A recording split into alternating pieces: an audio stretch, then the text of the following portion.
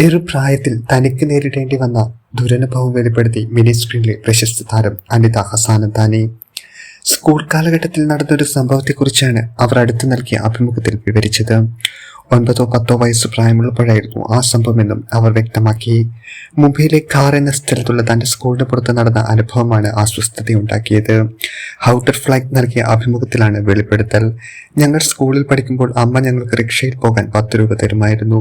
തിരികെ വരുമ്പോൾ ഞങ്ങൾ നടക്കുന്നതിനാൽ ആ പണം ഞങ്ങൾ സമൂസയോ മറ്റോ കഴിക്കാൻ ലാഭിക്കും. ഞങ്ങൾ നടന്നു വരുമ്പോൾ ഈ റിക്ഷക്കാരൻ ഉണ്ടായിരിക്കും. എല്ലാ ദിവസവും അവൻ അവിടെ തന്നെ കാണും. ഞങ്ങളെയല്ല, ഏതൊരു പെൺകുട്ടിയെ കണ്ടാലും അവൻ അവരുടെ മുന്നിൽ പാൻറ്റഴിച്ച് അവരെ നോക്കി സ്വയം ഭോഗം ചെയ്യാൻ തുടങ്ങും.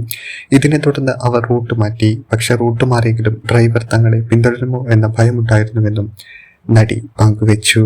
പ്രത്യേകിച്ചും ഇത് പെൺകുട്ടികൾ പഠിക്കുന്ന സ്കൂളായതിനാൽ എന്നും നടി പറഞ്ഞു. ഈ റിക്ഷക്കാരനെ കുറിച്ചുള്ള നിങ്ങളുടെ അഭിപ്രായം എന്താണ്? നിങ്ങളുടെ അഭിപ്രായം കമന്റായി രേഖപ്പെടുത്തുക. ഞങ്ങളുടെ ചാനൽ സബ്സ്ക്രൈബ് ചെയ്യുക.